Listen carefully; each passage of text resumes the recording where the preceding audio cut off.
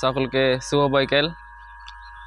আমরা চলে এসেছি চড়িগাছা ও সাঁচুই বাজার একটি রেল লাইনের ধারে।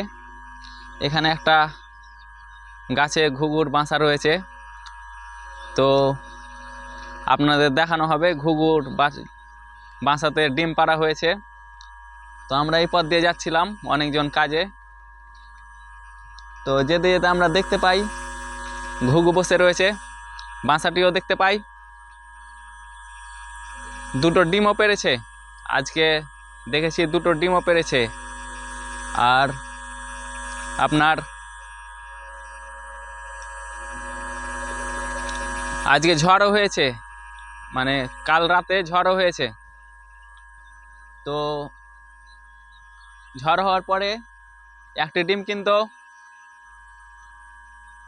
বাসা থেকে নিচে পড়ে যায়, মানে ওই যে গাছটাতে আপনার বাসা বানিয়েছে কাঁটাওয়ালা কাঁটাযুক্ত গাছে, যেন ছেলে পিলে কোনো বাচ্চা মানুষ যেন ভাঙতে না পারে।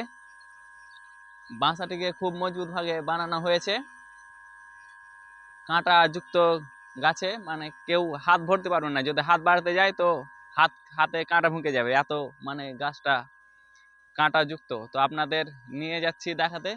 আমি এই মুহূর্তে চড়িগাছা ও সাঁটুই বাজার রেল স্টেশনের ধারে আছি। দেখুন চারপাশে কি সুন্দর মাঠ, অনেক সুন্দর মাঠ। এখানে অনেক ফল, অনেক সবজি লাগানো আছে, গম, তারপরে টমেটো, বেগুন ও জও, অনেক কিছু লাগানো আছে। তো আমার ক্যামেরা পার্সন আকিলকে চারপাশ ঘুরিয়ে দেখালো। এখন আমরা বাসাটি দেখানোর জন্য আপনাদের নিয়ে যাচ্ছি। এখন আমরা রেলের পাশ দিয়ে যাচ্ছি, তো বাসাটি দেখাতে আপনাদের নিয়ে যাচ্ছি। তো চলুন। বন্ধ করো চালু করলে। তো আমরা রেল লাইনের ধার থেকে এই নিচে চলে এলাম, আপনাদের বাসাটি দেখাতে নিয়ে যাচ্ছি। আমরা এই পথ দিয়ে এদিকে কাজে যাচ্ছিলাম অনেকজন মিলে, তো যেতে যেতে আমরা বাসাটি দেখতে পাই। তো কাল রাতে অনেক ঝড় হয়েছে, একটি ডিমও পড়ে গেছে। আর একজন বদমাস ছেলে আমাদের সঙ্গে, কার কি বলবো, এটা বলা ঠিক হবে না।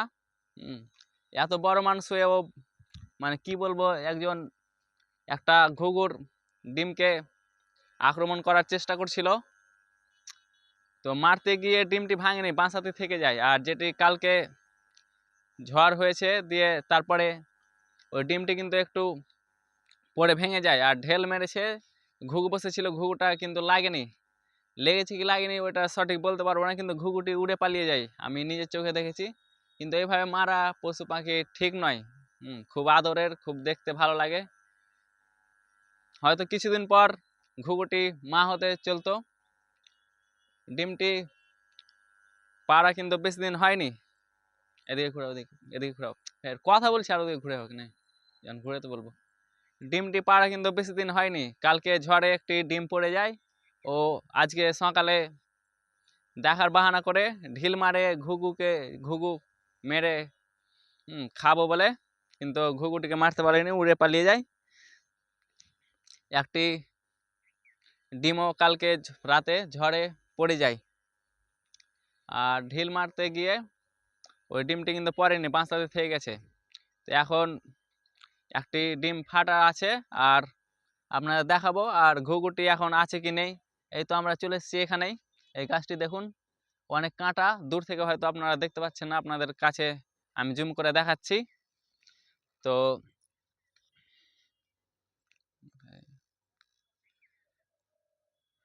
আমি জুম করে দেখাচ্ছি আপনাদের, চলুন।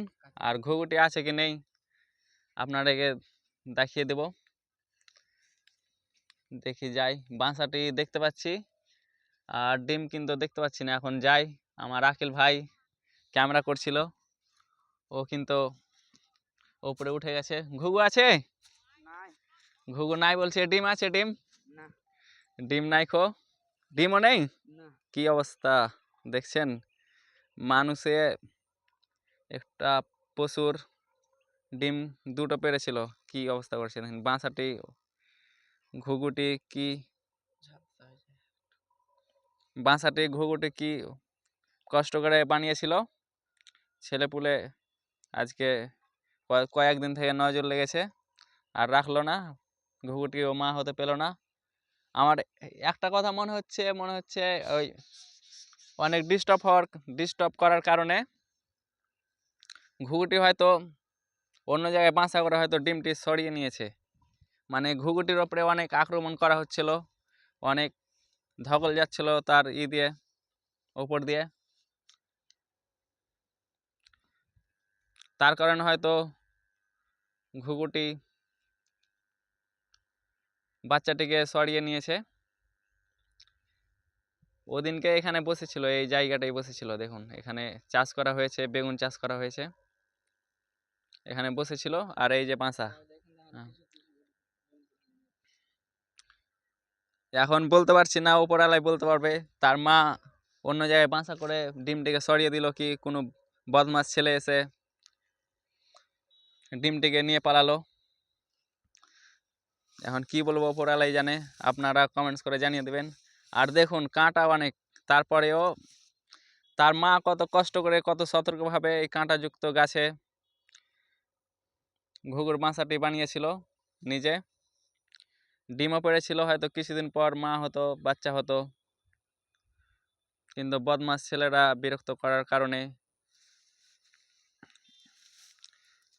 এখান থেকে পালাতে বাধ্য হলো। এখন ডিমটি সে নিয়ে অন্য জায়গায় বাসা করে বাচ্চা প্রসব করবে, কি যদি নিয়ে যেয়ে থাকে তাহলে হয়তো যেটা ফাটা ছিল ওটা হয়তো হবে না বাচ্চা, যেটা ভালো ছিল হয়তো ওটা হতে পারে। আর যদি না নিয়ে যায়, কোনো বদমাস ছেলে যদি নিয়ে যায় এসে, তবে তো আর মা হওয়া হবে না। আবার ডিম পারবে কখন, 6 মাস পরে, 3 মাস পরে, তখন আবার বাচ্চা হবে। এই যে দেখুন আমরা এই ফাটকে কাজ করছিলাম, দিয়ে এই পথ দিয়ে যাওয়া আসা করতাম। এই যে দেখুন এখানে কেলার গাছ লাগানো আছে, তারপরে টমেটোল, জও, গম, আর এখানে বেগুন। এদিকে বেগুনের রেট নাই এখন, বেগুন গাছে ঝুলিয়ে রেখে দিচ্ছে, তারপরে ও তুলছে কিছু খরচ উঠানোর জন্য। এই দাদুটা দেখতে পাচ্ছি, তো আমরা দাদুটার কাছ গিয়ে দেখি, কথা বলি। যদি ভিডিও বানিয়ে থাকি তো আমার নেক্সট ভিডিওতে আপনারা দেখতে পাবেন। তো এ পর্যন্তই, সকলে ভালো থাকেন বন্ধুরা, ধন্যবাদ।